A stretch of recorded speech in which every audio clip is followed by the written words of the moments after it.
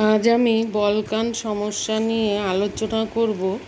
তাহলে আলোচনাটা শুরু করি। বলকান সমস্যা 1878 থেকে 1914 খ্রিস্টাব্দের মধ্যে হয়েছিল। এই 1878 খ্রিস্টাব্দের বার্লিন চুক্তি বলকান অঞ্চলে অধিবাসীদের আশা আকাঙ্ক্ষা পূরণে ব্যর্থ হয়। স্যান স্টিফানোর চুক্তিতে বুলগেরিয়াকে দ্বিধাবিভক্ত করে বুলগেরীয় জাতীয় স্বার্থের ওপর আঘাত হানা হয়। এমনকি মেসিডোনিয়াকে তুর্কি শাসনাধীনে রেখে ওই অঞ্চলের অধিবাসীদের ওপর অবিচার করা হয়। বসনিয়া ও হার্জেগোভিনাকে অস্ট্রিয়ার অধীনে রেখে অনুরূপ অবিচার করা হয়। রুমানিয়ার একটি অঞ্চল রাশিয়াকে অধিকার করতে দিয়ে রুমানিয়ার জাতীয়তাবাদের প্রতি অবিচার করা হয়। ফলে 1878 খ্রিস্টাব্দের পর থেকে বলকান অঞ্চলে ইতিহাস বার্লিন চুক্তির শর্তগুলিকে নাকচ করে দেবার ইতিহাস হয়ে পড়ে। বার্লিন চুক্তির পরবর্তীকালে বলকান অঞ্চলে প্রথম ঘটনা ঘটে বুলগেরিয়ায়। বুলগার জাতীয়তাবাদকে উপেক্ষা করে স্যান স্টিফানোর চুক্তির দ্বারা সৃষ্ট বৃহৎ বুলগেরিয়াকে বার্লিন চুক্তিতে দ্বিধাবিভক্ত করে বুলগেরিয়া ও পূর্ব রুমেলিয়া নামে দুটি অঞ্চলে পরিণত করা হয়। বুলগেরিয়াকে নামেমাত্র তুরস্কের অধীনে রাখা হয় এবং স্বায়ত্তশাসনের অধিকার দেয়া হয়। পূর্ব রুমেলিয়াকে তুরস্কের অধীনে রেখে একজন খ্রিস্টান শাসনকর্তার দ্বারা শাসনের ব্যবস্থা হয়। বুলগেরিয়ার জাতীয়তাবাদী নেতা স্টিফেন স্ট্যাম্বোলেভের প্রেরণায় 1885 খ্রিস্টাব্দে বুলগেরিয়া ও পূর্ব রুমেলিয়া মিলিত হয়ে স্বাধীন বুলগেরিয়া রাষ্ট্র গঠন করে। জার্মানির ব্যাটেনবুর্গের প্রিন্স আলেকজান্ডার নবগঠিত ঐক্যবদ্ধ বুলগেরিয়ার রাজা রূপে মনোনীত হন। 1886 খ্রিস্টাব্দে রাশিয়া ও তুরস্ক ছাড়া অন্যান্য ইউরোপীয় রাষ্ট্রবর্গ স্বাধীন বুলগেরিয়ার অস্তিত্ব স্বীকার করে নেয়। 1909 খ্রিস্টাব্দে তুরস্ক বুলগেরিয়ার স্বাধীনতা স্বীকার করে। রাশিয়ার সঙ্গে বুলগেরিয়ার বিরোধ থেকেই যায়। প্রথম বিশ্বযুদ্ধে বুলগেরিয়া বিরোধী শক্তি গোষ্ঠীতে যোগদান করে। 1890 খ্রিস্টাব্দের পর থেকে নিকট প্রাচ্যের রাজনীতির ক্ষেত্রে এক নতুন পরিস্থিতির উদ্ভব হয়। নবগঠিত জার্মান সাম্রাজ্য এখন নিকট প্রাচ্য সম্বন্ধে বিশেষ উৎসাহ দেখাতে থাকে। জার্মান সম্রাট কাইজার দ্বিতীয় উইলিয়াম নতুন পররাষ্ট্র নীতি প্রবর্তন করেন। তিনি বিশ্ব রাজনীতিতে জার্মানিকে এক শক্তিশালী রাষ্ট্র হিসাবে প্রতিষ্ঠিত করতে উদ্গ্রীব হন। এই নীতি অনুসরণ করে তিনি বলকান অঞ্চলে নিকট প্রাচ্য জার্মান প্রভাব প্রতিপত্তি বৃদ্ধি করতে থাকেন। জার্মানির অর্থনৈতিক স্বার্থের সহায়ক হিসাবে জার্মানি বার্লিন হতে বাগদাদ পর্যন্ত রেলপথ নির্মাণের পরিকল্পনা গ্রহণ করে।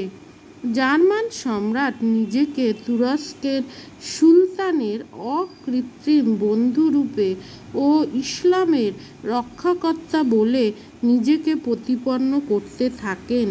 দুর্বল তুরস্কের অভ্যন্তরে জার্মান সাম্রাজ্যের দ্রুত অগ্রগতি ব্রিটেন, ফ্রান্স ও রাশিয়ার নিকট আশঙ্কার কারণ হয়ে দাঁড়ায়। জার্মান সম্রাটের বিঘোষিত নীতি হয় পূর্ব দিকে অগ্রসর হও। পরবর্তী ঘটনা ঘটে তুরস্কের সাম্রাজ্যভুক্ত আর্মেনিয়ায়।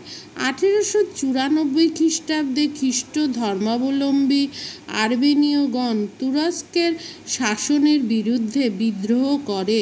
তুরস্ক সরকার অত্যন্ত নির্মমভাবে এই বিদ্রোহ দমন করতে অগ্রসর হয়। তুরস্ক সরকার নিষ্ঠুরভাবে অসংখ্য খ্রিস্টান আর্মেনীয়কে হত্যা করে। এই হত্যাকাণ্ডে সমগ্র ইউরোপে বিভীষিকার সৃষ্টি হয়। কিন্তু ইউরোপের বৃহৎ শক্তিগুলির মধ্যে উদ্দেশ্যগত ঐক্য না থাকায় তুরস্কের বিরুদ্ধে কোনরূপ ব্যবস্থা অবলম্বন করা সম্ভব হয়নি। 1896 খ্রিস্টাব্দে ক্রিট দ্বীপের অধিবাসীরা তুরস্কের শাসকের বিরুদ্ধে বিদ্রোহ করে। গ্রিস ক্রিটের অধিবাসীদের সমর্থনে সৈন্য পাঠায়, ফলে গ্রিস ও তুরস্কের মধ্যে যুদ্ধ আরম্ভ হয়। যুদ্ধে গ্রিস পরাজিত হয়, কিন্তু তা সত্ত্বেও ক্রিটকে স্বায়ত্তশাসন দিতে বাধ্য হয়। 1908 খ্রিস্টাব্দে তুরস্কের অভ্যন্তরে এক সংস্কারকামী আন্দোলন দেখা দেয়। এই আন্দোলন তরুণ তুর্কি আন্দোলন নামে খ্যাত। তরুণ তুর্কি আন্দোলনের উদ্দেশ্য ছিল তুরস্ককে একটি আধুনিক রাষ্ট্রে পরিণত করা ও বিদেশি শক্তির প্রভাব থেকে তুরস্ককে মুক্ত করা।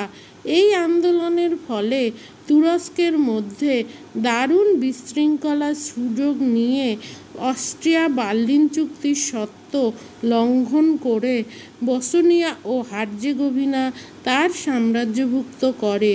1911 খ্রিস্টাব্দে ইটালি উত্তর আফ্রিকার তুরস্কে সাম্রাজ্যভুক্ত ত্রিপোলি অধিকার করে। এই সময় গ্রিস, সার্বিয়া, মন্টিনিগ্রো ও বুলগেরিয়া মিলিত হয়ে একটি রাষ্ট্রজোট গঠন করে। এই রাষ্ট্রজোটের নাম হয় বলকান সংঘ বা বলকান লীগ। বলকান সংঘের উদ্দেশ্য হয় বলকান অঞ্চল থেকে তুরস্কের শাসনের অবসান ঘটানো। 1912 খ্রিস্টাব্দে মেসিডোনিয়ার খ্রিস্টানদের ওপর তুরস্কের উৎপীড়নের প্রতিবাদে বলকান লীগের রাষ্ট্রগুলি তুরস্কের বিরুদ্ধে যুদ্ধ ঘোষণা করে। এই যুদ্ধ প্রথম বলকান যুদ্ধ নামে পরিচিত। এই যুদ্ধে তুরস্ক বলকান লীগের নিকট শোচনীয়ভাবে পরাজিত হয়। বলকান সংঘ বা বলকান লীগের বিজয়ী সৈন্যবাহিনী তুরস্কের অধীনস্থ বলকান অঞ্চলে সকল স্থান অধিকার করে নেয়। বলকান লীগের যুদ্ধে সাফল্য ইউরোপের বৃহৎ শক্তিবর্গের নিকট আশঙ্কার কারণ হয়। তাদের চেষ্টায় 1913 খ্রিস্টাব্দে লন্ডন চুক্তির দ্বারা প্রথম বলকান যুদ্ধের অবসান ঘটে। এই চুক্তির দ্বারা স্থির হয় যে কনস্টান্টিনোপল ও তার চতুষ্পার্শ্বস্থ অঞ্চল তুরস্কের অধীনে থাকবে। আলবেনিয়া নামে একটি নতুন রাষ্ট্র গঠিত হয় এবং গ্রিস ক্রিট দ্বীপ লাভ করে। বিজয়ী বলকান রাষ্ট্রগুলি শীঘ্রই নিজেদের মধ্যে বিজিত অঞ্চলের বণ্টন নিয়ে বিবাদ আরম্ভ করে। এই বিবাদ অল্পকালের মধ্যে যুদ্ধে পরিণত হয়। এই যুদ্ধ দ্বিতীয় বলকান যুদ্ধ নামে পরিচিত হয়। বুলগেরিয়া বলকান সংঘের অপর তিনটি রাষ্ট্রের বিরুদ্ধে যুদ্ধ ঘোষণা করে। যুদ্ধের প্রথম থেকেই বুলগেরিয়ার অবস্থা শোচনীয় হয়ে ওঠে। পরিস্থিতির সুযোগ নিয়ে তুরস্ক বুলগেরিয়ার বিরুদ্ধে যুদ্ধে অবতীর্ণ হয়। বুলগেরিয়া নিদারুণভাবে পরাজিত হয় এবং সন্ধি স্বাক্ষর করতে বাধ্য হয়। বুখারেস্টের সন্ধির দ্বারা বুলগেরিয়া তার প্রতিদ্বন্দ্বীদের কিছু কিছু রাজ্যাংশ ছেড়ে দেয়। তুরস্ক ইউরোপে নতুন করে কিছু অঞ্চল লাভ করে। দুই বলকান যুদ্ধের ফলে ইউরোপে থেকে তুরস্কের সাম্রাজ্য কার্যত লোপ পায়, কিন্তু তাতেও বলকান সমস্যার কোনো স্থায়ী সমাধান হয়নি। বলকান অঞ্চলের অতৃপ্ত জাতীয়তাবাদ পরবর্তী সময়ে অশান্তির কারণ হয়ে দাঁড়ায়। বুলগেরিয়া তার প্রতিবেশীদের নিকট প্রতিশোধ গ্রহণের জন্য জার্মানি ও অস্ট্রিয়ার মুখাপেক্ষী হয়। অপরদিকে সার্বিয়া ও রোমানিয়া রাশিয়ার নেতৃত্ব স্বীকার করে নেয়। এইরূপ বিস্ফোরক পরিস্থিতির মধ্যে বলকান অঞ্চলের একটি ঘটনাকে কেন্দ্র করে 1914 খ্রিস্টাব্দে প্রথম বিশ্বযুদ্ধ আরম্ভ হয়। প্রধানত বলকান অঞ্চলের এই ঘটনাকে কেন্দ্র করে 1914 খ্রিস্টাব্দের জুলাই মাসে প্রথম মহাযুদ্ধ শুরু হয়ে যায়। প্রথম দিকে তুরস্ক নিরপেক্ষ থাকলেও অল্প দিনের মধ্যেই মিত্রশক্তির বিরুদ্ধে অর্থাৎ ইংল্যান্ড, ফ্রান্স ও রাশিয়া ও কেন্দ্রীয় শক্তি অর্থাৎ জার্মানি, অস্ট্রিয়া, হাঙ্গেরি পক্ষে যুদ্ধে যোগদান করে। যুদ্ধে পরাজিত হবার পর তুরস্ক 1920 খ্রিস্টাব্দে মিত্রশক্তির সঙ্গে সিভার্সের সন্ধি স্বাক্ষর করে। এই সন্ধির শর্ত অনুসারে তুরস্ক মিশর, Sudan, cypress, ত্রিপলি, Tunisia, Morocco, Palestine ও মেসোপটেমিয়ার উপর অধিকার ত্যাগ করতে বাধ্য হয়।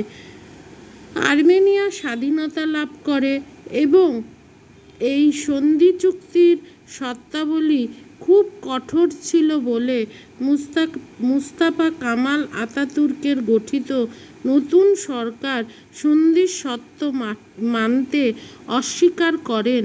ফলে 1923 খ্রিস্টাব্দের লসানের সন্ধিতে সন্ধির শর্ত তুরস্কের অনুকূলে পরিবর্তন করা হয়। সুতরাং প্রথম বিশ্বযুদ্ধের পরে বিশাল তুরস্ক সাম্রাজ্য কার্যত একটি আপাত গুরুত্বহীন ক্ষুদ্র রাষ্ট্রে পরিণত হয়।